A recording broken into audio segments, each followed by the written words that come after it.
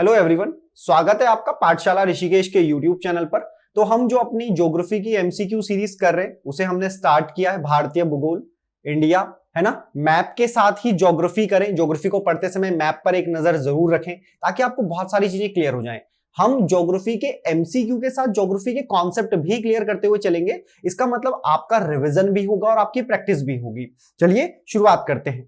ठीक है, पहला आपके लिए इंफॉर्मेशन है, पाठशाला ऋषिकेश के कोचिंग इंस्टीट्यूट में इन सभी एग्जाम्स के लिए एसएससी, बैंक, डिफेंस, एफकेट, उत्तराखंड पटवारी, फॉरेस्ट, यूपी के एग्जाम्स के लिए क्या चल रहा है, हमारा ऑफलाइन बैच चल रहा है। तो आप उसमें दिए गए नंबर पर कांटेक्ट कर करके एनरोल कर सकते हैं ऑफलाइन बैचेस पर। ठीक है, न्यू बैचेस हैं। आइए पहले क्वेश्चन के साथ स्टार्ट करते हैं। ज्योग्राफी है, भारत का क्षेत्रफल संसार के क्षेत्रफल का 2.4% है। जब आप ज्योग्राफी के एमसीक्यू करें तो आप डेटा को याद रखें, क्योंकि कई बार उत्तराखंड जैसे एग्जाम्स में, एसएससी जैसे एग्जाम्स में, सीएचएसएल एग्जाम में इस तरह के क्वेश्चन आते हैं। 2.4% क्या है, हमारा संसार का क्षेत्रफल है भारत के पास, परंतु इसकी संपूर्ण जनसंख्या जो है वो कितनी है। देखिए 2011 में हमारा सेंसस हुआ।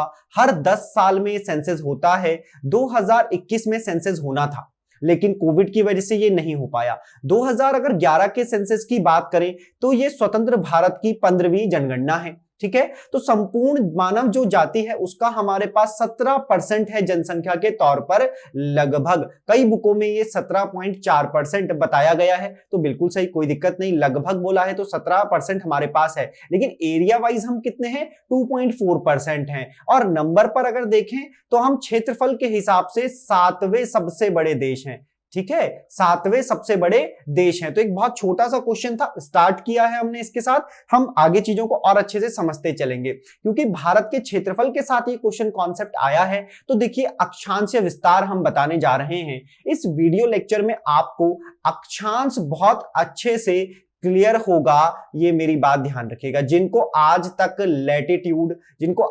लैटिट्यूड के बारे में कुछ नहीं मालूम है, लैटिट्यूड का यूज क्या है वो भी मैं बताते चलूंगा ताकि आपको चीजें क्लियर हो जाए। पूछा गया अक्षांशीय विस्तार, भारत विस्तृत है, अक्षांशीय विस्तार कितना है, इस तरह का ये क्वेश्चन आया है भारत का, आपको ध्यान देना है। देखिए आंसर मैं बता दे रहा हूं, 8 डिग्री 4 मिनट उत्तर से 37 डिग्री 6 मिनट उत्तरी, ये भारत का केवल अक्षांशीय विस्तार है। किसी भी गोले पर, ठीक है, किसी भी गोले पर जो अक्षांशीय विस्तार होता है वो कुछ इस तरीके से फैला हुआ होता है। ठीक है, ये अक्षांशीय विस्तार है। इस तरीके से हम इसे, अगर हम इंडिया की भी बात करें तो जो अक्षांशीय विस्तार है वो कुछ इस तरीके से बना होता है। हम इसको पूरे तरीके से समझेंगे, आगे मैप के मामले से समझते हैं। ये एक चीज बताई गई, कहा गया भारत का जो मुख्य भूमि का विस्तार है वो 8 डिग्री 4 मिनट उत्तर से 37 डिग्री 6 मिनट उत्तरी अक्षांश, तथा देशांतर के बारे में बात की गई तो बोला 68 डिग्री 7 से 97 डिग्री 25 मिनट पूर्वी देशांतर तक है। ये क्या होते हैं समझना। देखिए ये इंडिया का मैप यहां पर मैंने लिया हुआ है, इसमें कुछ बेसिक चीजें आपको मैं साथ साथ बताता चलूं, समझना। इस पर जो ये लंबी रेखाएं इस तरीके से खींची गई हैं, जो लेटी हुई रेखाएं मैप पर हैं, क्या है, लेटी हुई रेखाएं मैप पर हैं, इन्हें कहा गया है लैटिट्यूड। ध्यान से समझना प्यारे दोस्तों, ये लैटिट्यूड रेखाएं हैं, लेटी हुई है, इन्हीं को कहा जाता है अक्षांश रेखाएं। ठीक है, इनका उपयोग क्या है अगली स्लाइड में मैं आपको पूरा क्लियर करने वाला हूं, ध्यान से समझना। इसी तरह से जो पूरे इस तरह से खींची गई मैप पर जो सीधी खड़ी लंबी रेखाएं हैं, जो लॉन्ग रेखाएं हैं उन्हें कहा गया लॉन्गिट्यूड। भारत के मामले में ही ये नहीं खींची गई हैं, ये पूरे विश्व, ग्लोब पर, पृथ्वी पर खींची गई काल्पनिक रेखाएं हैं। अक्षांश रेखाओं से हम अवस्थिति, तापमान के बारे में, सूर्य से मिलने वाले प्रकाश के बारे में जहां बताते हैं, वहीं देशांतर से हम समय को बताते हैं। देशांतर से हम क्या बताते हैं, समय को बताते हैं। आ रही है इतनी बात समझ में। आगे देखो, पूरा अभी मैं अक्षांश और देशांतर ही आपको क्लियर करने वाला हूं। पहला है अक्षांश, तो देखो ध्यान देना, लैटिट्यूड कहेंगे। ठीक है, क्या कहेंगे, लैटिट्यूड कहेंगे, ये वाली बात समझना। देखो जो इस तरह से ये पृथ्वी का गोला है, पृथ्वी का पूरा गोला है, पृथ्वी एक गोले के समान है ऐसा कहा गया। तो पृथ्वी के गोले को समझने के लिए हमने जो इस तरह से पृथ्वी के दोनों तरफ, यानी कि हमने अगर बात करें तो हमने एक तरफ दूसरी तरफ को मिलाने के लिए जो रेखा खींची उसे हमने कहा अक्षांश रेखाएं। ठीक है, अक्षांश रेखाएं कहा। लंबी जो रेखाएं खींची बिल्कुल पृथ्वी के बीच में से उत्तर से दक्षिण को मिलाने वाली रेखाएं जो खींची हमने, ये कहा गया लैटिट्यूड रेखाएं। आ रही है इतनी बात समझ में? तो अब सिर्फ अक्षांश रेखाओं को समझते हैं और इसका उपयोग समझते हैं। देखो, सबसे पहले पृथ्वी एक गोला है, पृथ्वी एक गोला है और पृथ्वी 23.5 डिग्री झुकी हुई है। तो हम ज्यादा तो नहीं झुकाएंगे, थोड़ा सा झुका देंगे और बात को समझेंगे। इस पृथ्वी के बीचों बीच एक रेखा खींची गई जिसको नाम दिया गया 0 डिग्री। पूरा गोला लगभग 360 का मान लिया गया और उसमें बीच में से एक रेखा खींची 0 डिग्री की। ठीक है, ऊपर से अगर बिंदु को देखा जाए, इसको अगर बिंदु को देखा जाए तो नाम दिया गया 90 डिग्री। ठीक है, 0 से ऊपर जाने के बाद, 0 से नीचे जाने के बाद 90 डिग्री। जब हम नीचे की तरफ गए तो इसे कहा दक्षिणी, जब हम ऊपर की तरफ गए तो इसे कहा उत्तरी गोला। क्योंकि ये पूरा गोला है तो इस वाले हिस्से को नॉर्थ हेमिस्फीयर, इस वाले हिस्से को सदर्न हेमिस्फीयर या दक्षिणी गोलार्ध या उत्तरी गोलार्ध। मतलब एक रेखा, एक आया 2 डिग्री आया, इन 2 डिग्री को बोला उत्तरी, 1 डिग्री उत्तरी, 2 डिग्री उत्तरी। तो जो देश 0 डिग्री से ऊपर अवस्थित हैं, उनकी अवस्थिति को, उनकी लोकेशन को बताया गया उत्तरी गोलार्ध में। जैसे भारत कहां स्थित है? भारत पूरे पृथ्वी पर उत्तरी गोलार्ध में स्थित है। ठीक है, उत्तरी गोलार्ध में स्थित है मतलब वो उत्तरी अक्षांश में स्थित है, उसका कुछ अक्षांशीय विस्तार होगा। इसी तरीके से जो देश सदर्न हेमिस्फीयर में स्थित हैं वे कहलाए कि ये दक्षिणी गोलार्ध में। अब दक्षिणी गोलार्ध में, जैसे ऑस्ट्रेलिया कहां है? तो पृथ्वी के दक्षिणी गोलार्ध में है और उसका कुछ अक्षांशीय विस्तार होगा। इतनी बात आई आपको समझ में? इतनी बात अगर आपको समझ में आई तो हम और चीज को समझते हैं बहुत आसानी के साथ। ठीक है, इस चीज को थोड़ा सा समझते हैं।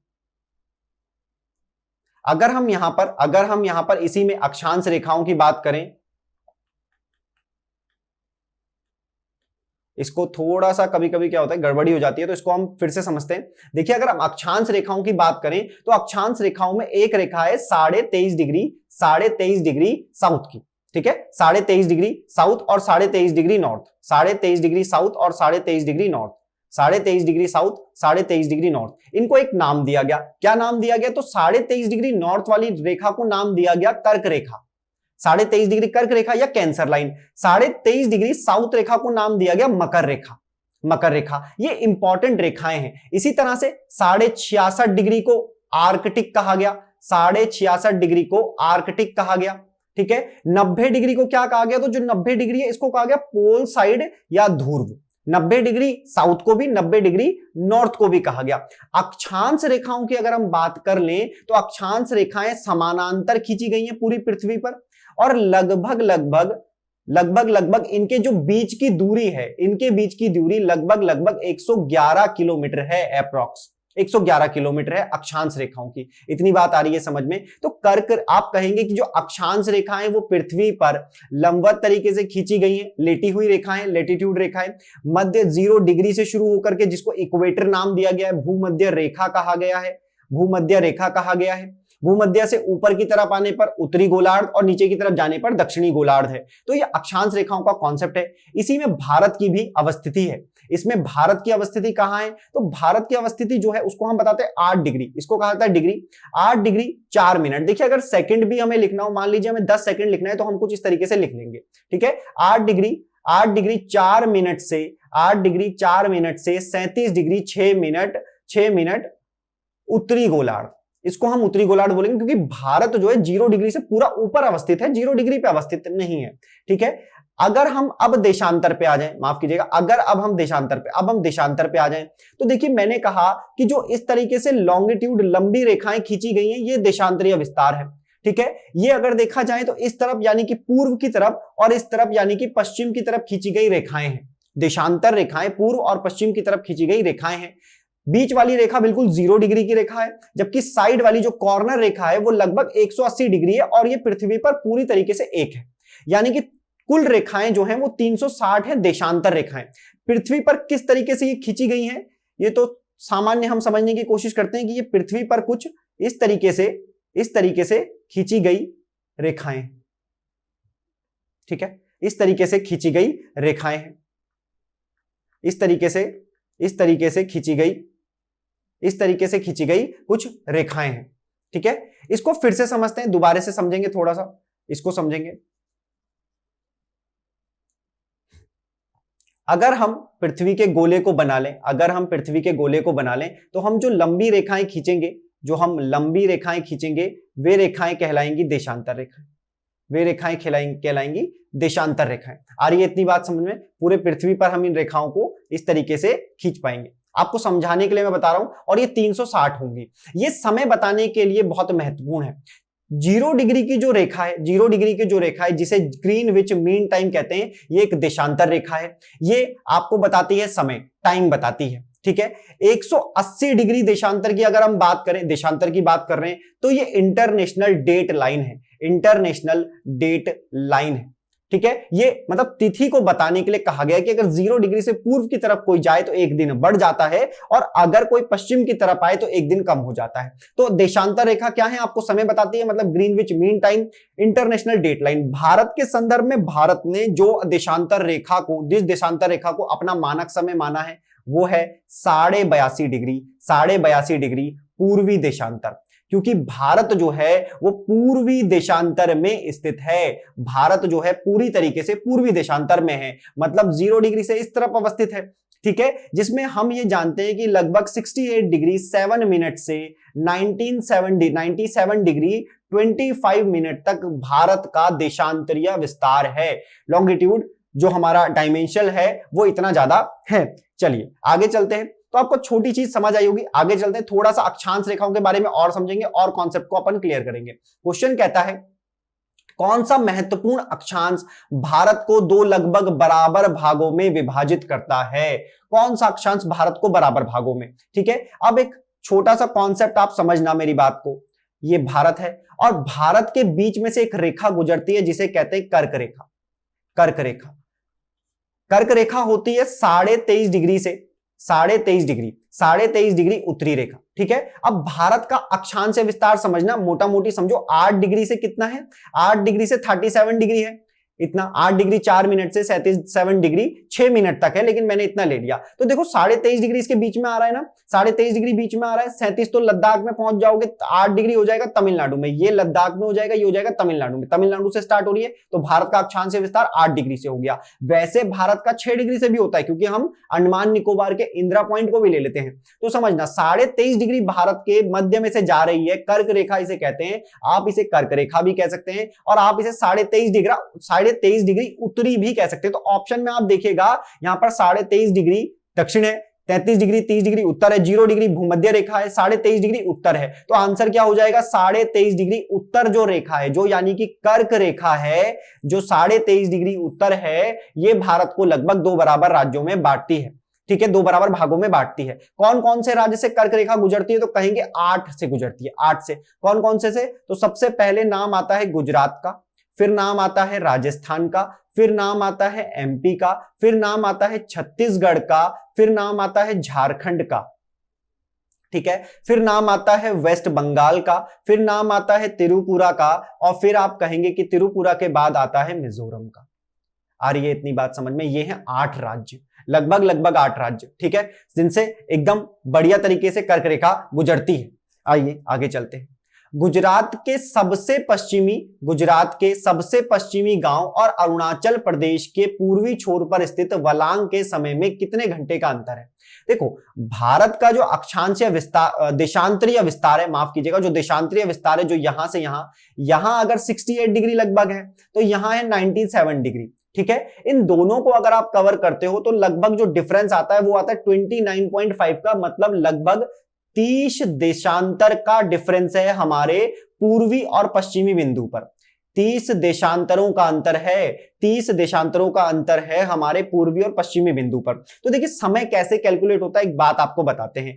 सूर्य की रोशनी को एक देशांतर क्रॉस करने में, सूर्य की रोशनी को एक देशांतर क्रॉस करने में 4 मिनट का समय लगता है।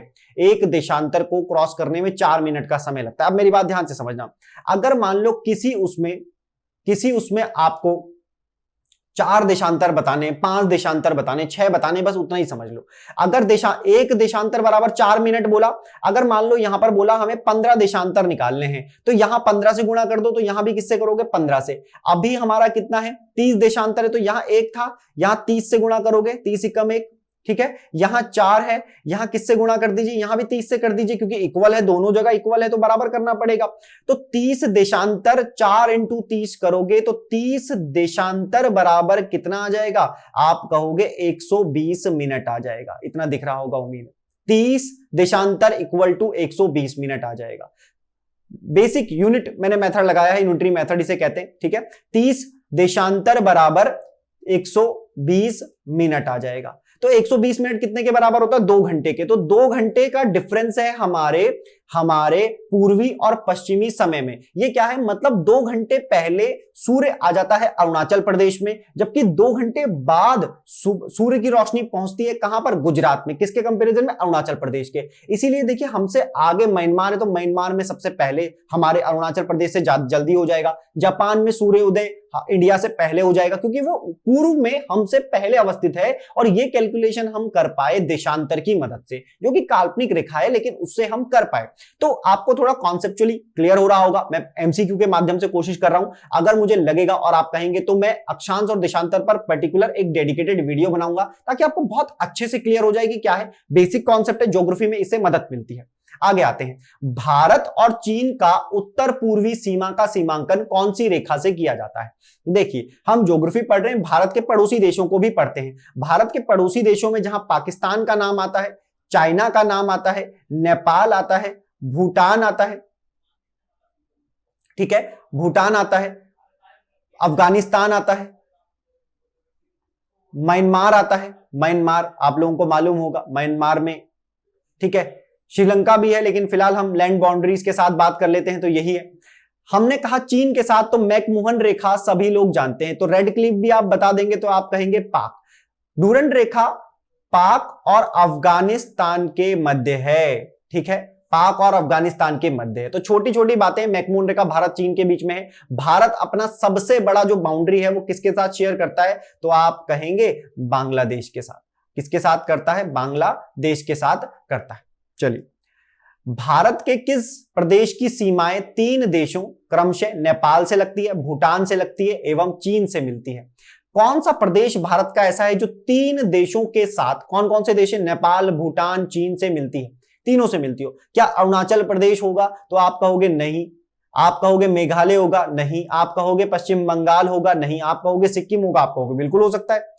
अरुणाचल प्रदेश किसके साथ नहीं करता होगा, तो अरुणाचल देखो नेपाल के साथ नहीं करता होगा, भूटान के साथ करेगा, चीन के साथ करेगा। मेघालय तो कर ही नहीं पाएगा किसी भी इंटरनेशनल बाउंड्री के साथ, माफ कीजिएगा, बांग्लादेश को छोड़ करके मेघालय, ठीक है, मतलब नेपाल के साथ नहीं करेगा, भूटान के साथ नहीं करेगा, चीन के साथ नहीं करेगा, ये मेरा कहना है यहां पर। वैसे वो बांग्लादेश के साथ करता है। पश्चिम बंगाल बांग्लादेश के साथ करेगा, बिल्कुल बात सही है, ठीक है। सिक्किम जो है, सिक्किम बिल्कुल सही आंसर हो जाएगा, नेपाल, भूटान और चीन से। सिक्किम को भारत में 36th अमेंडमेंट करके 1975 में एक स्टेट के तौर पर रखा गया था, ठीक है, ऐड किया गया था। उससे पहले 35वां अमेंडमेंट किया गया और इसको एक कोऑपरेटिव स्टेट यानी कि सह राज्य भी बनाया गया था।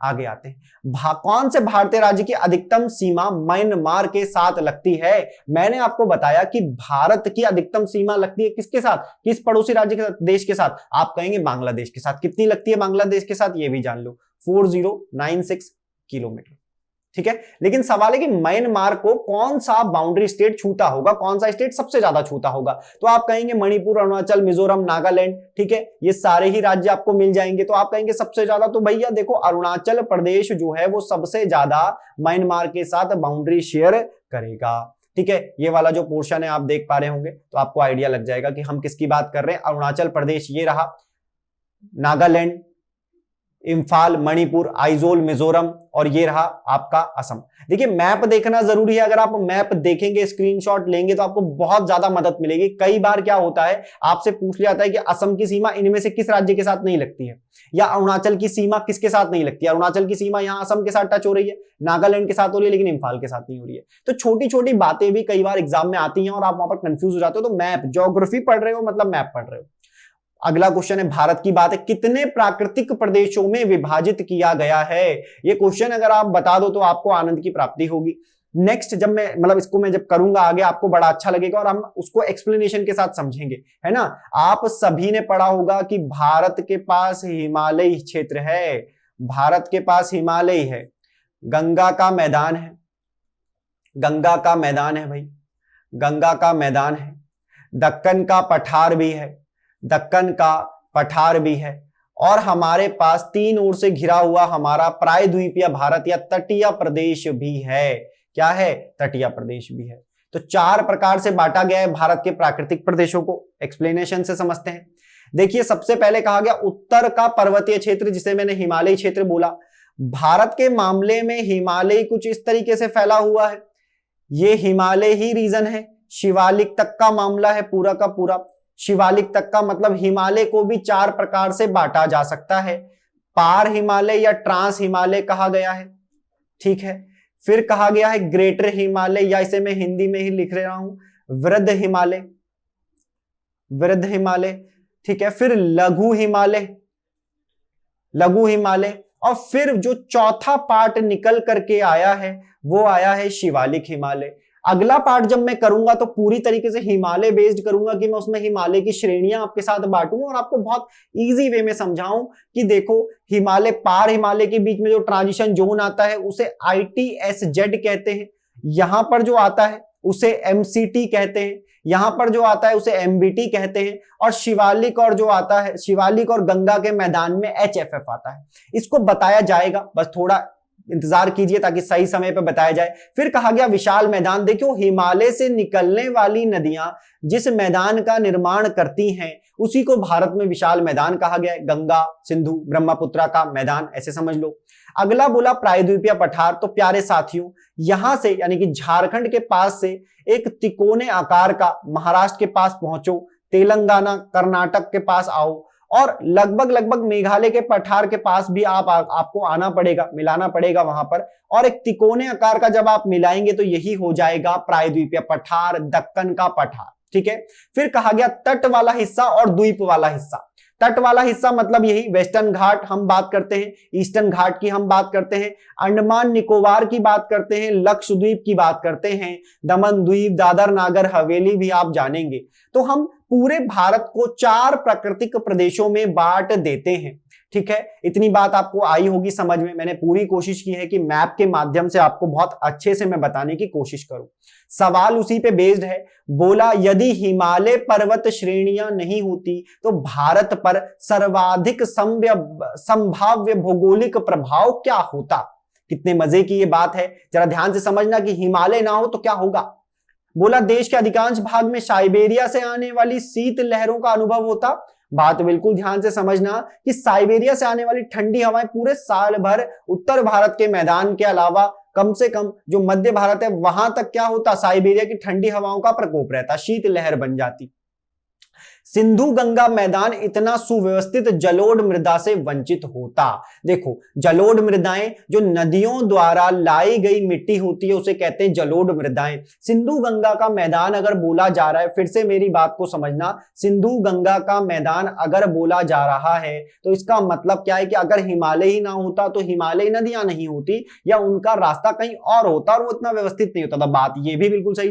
बोला मानसून का प्रतिरूप जो है वो वर्तमान से भिन्न होता। तो समझो, अगर छोटा सा आपको मैं बताने की कोशिश करूं कि भारत का जो मॉनसून है वो यहां से उठ करके जाता है ऊपर जो है हमारा हिमालय। अगर हिमालय ना होता तो वे हवाएं हिमालय को पार करके तिब्बत और चाइना की तरफ चली जाती, जिसकी वजह से भारत में जो बारिश होती है मॉनसून से बहुत ज्यादा या बारिश की जो जरूरत है वो पूरी नहीं हो पाती। तो तीनों बातें बिल्कुल सही हैं। हिमालय के ना होने से ये तीनों चीजें होती। दोबारा इसको पढ़ना, समझना, आपको चीजें क्लियर होंगी। थोड़ा सा मैं चीजों को समझाने की कोशिश करूंगा, ठीक है। आगे चलते हैं। फिर से बोला भारत में भू आकारों की रचना के संबंध में निम्नलिखित कथनों पर मनन कीजिए कि अगर हमारा जो स्ट्रक्चर है वो इन तीनों स्टेटमेंट से क्या तालमेल खाता है, नहीं खाता। सही स्टेटमेंट बताना है, हमेशा ये पढ़ना जरूरी है, सही है या गलत है। संरचनात्मक दृष्टि से मेघालय पठार दक्कन पठार का ही विस्तारित भाग है। बिल्कुल। देखिए, मेघालय का पठार कई बार गलती करते कि नहीं मेघालय का पठार इसका भाग नहीं, हिमालय का होगा। देखिए समझेगा, मालदा गैप आने की वजह से या मालदा भ्रंश की वजह से क्या हुआ कि कि जो मेघालय का पठार है वो हो गया अलग। आ रही है इतनी बात समझ में? ठीक है, तो भाग है उसका, बिल्कुल सही कह रहे हैं। गंगा मैदान की रचना एक अग्रग्रत में हुई है। जो गंगा मैदान है वो भी भ्रंश का एग्जाम्पल है, उसमें गड्ढा पड़ जाने की वजह से वो मैदानी भाग का निर्माण हुआ, हिमालय की चट्टानें वहां पर नहीं। हिमालय की उत्पत्ति भारतीय प्लेट, यूरोपीय प्लेट और तथा चीनी प्लेट के त्रिकोणीय अभिसरण के फलस्वरूप हुई है। ये भी बात बिल्कुल बिल्कुल सही है, यानी कि तीनों स्टेटमेंट जो हैं वो सही साबित होते हैं। तो जानकारी है, इंफॉर्मेशन है। आपको ये ज्योग्राफी की जो एमसीक्यू सीरीज है ये एसएससी किसी भी एग्जाम्स के लिए मोस्ट इंपॉर्टेंट है और इसमें बेहतरीन सवाल लाए जा रहे हैं। कोशिश कीजिएगा कि आप इस वीडियो को देखें और याद भी कर लें साथ साथ क्वेश्चन, ये हमारी कोशिश है। सब्सक्राइब कीजिएगा चैनल को। वीडियो देखने के लिए धन्यवाद।